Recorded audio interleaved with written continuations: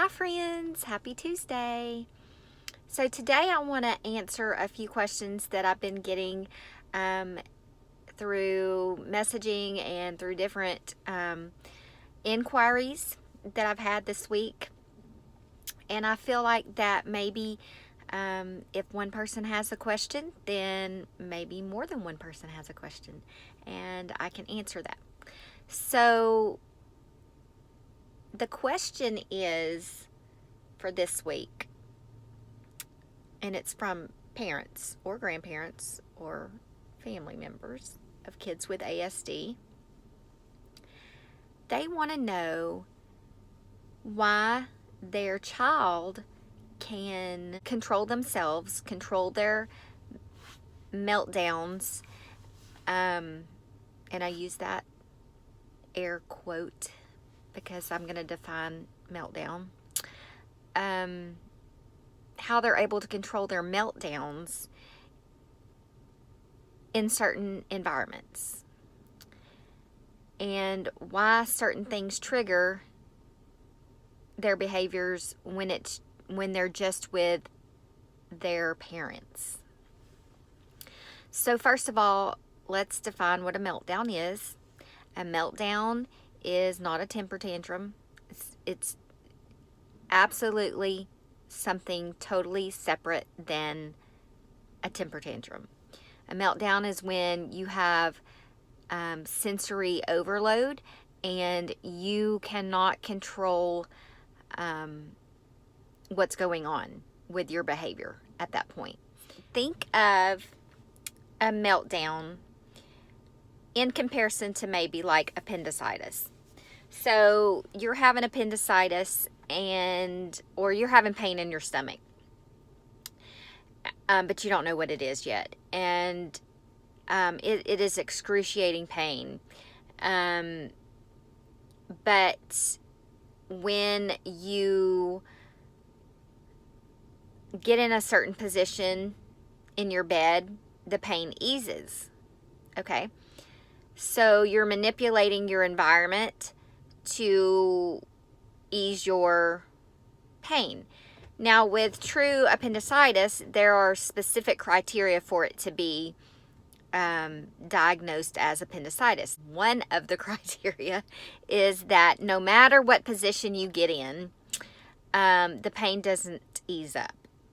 So appendicitis is going to happen no matter if you win the lottery, no matter if you stand on your head, no matter if you get to go to take a nap. I mean, it doesn't matter. The pain for appendicitis is not going to subside until you have the surgery. So a meltdown is in comparison to that in relation, okay? A meltdown is something that has to run its course. It has specific criteria, and environment doesn't change it. You can give the child things that he or she wants. You can change their environment, and until that process is done, that sensory process is done, and they go through that build up to the climax and then come back down, then the meltdown isn't, usually you have to just wait it out. A temper tantrum is the total opposite of that. It's something that the child wants, and something in the environment can change that. You can give the child what they want. You can change a person. You can change a room. You can, put on a favorite song, and usually that criteria of what is defining the temper tantrum eliminates the mood and changes the child's behavior. So the question back forward was, why does my child's meltdowns only occur with one specific person, or maybe in a specific environment, like a restaurant or whatever?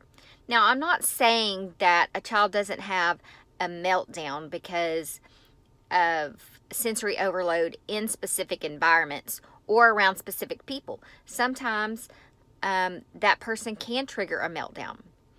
But if your child is able to click that switch, the moment that that environment changes, I'm talking about the moment, like, okay, let's go outside, or okay, here's your cookie, then it's not necessarily a true meltdown.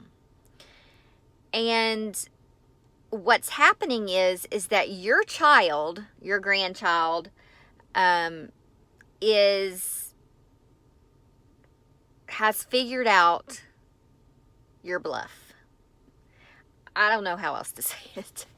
Parents say, I don't know what to do. This child is biting me, is kicking me, is attacking me, but he doesn't do that at school, or she doesn't do that with the other parent, but this one particular parent, that child is bullying and abusing that parent or that grandparent, if you will.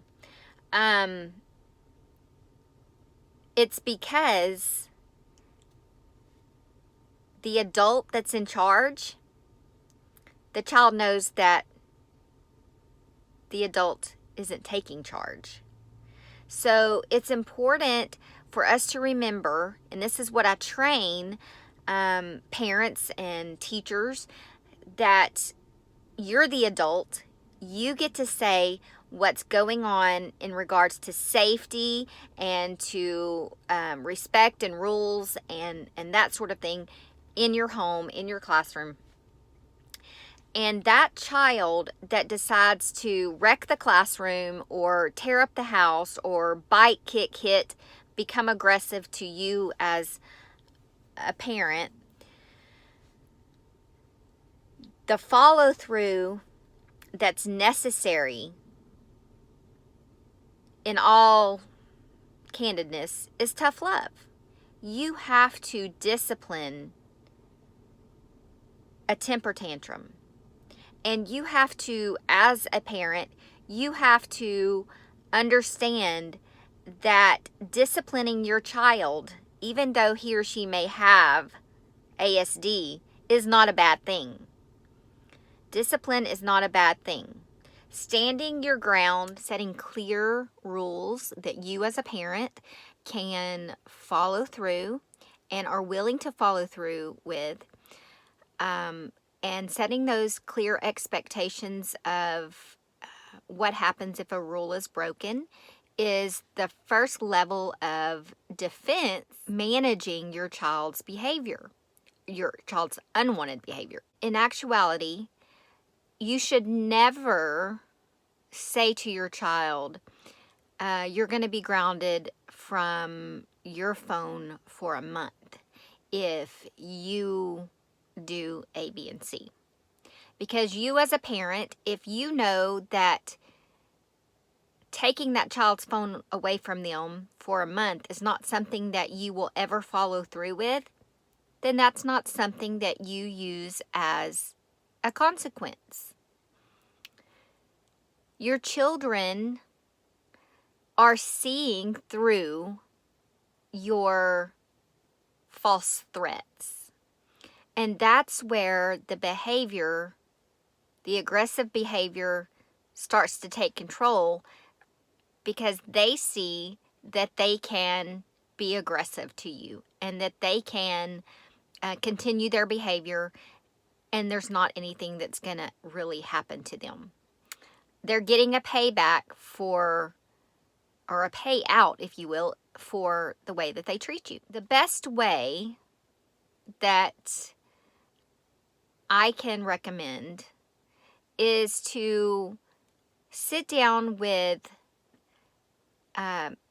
your husband, your wife, your partner, someone that will support you as a parent. Maybe it's me as a therapist or another therapist.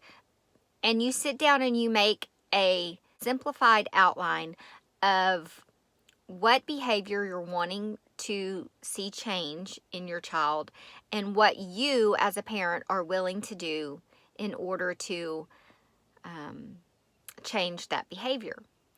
But the behavior change has to start with you.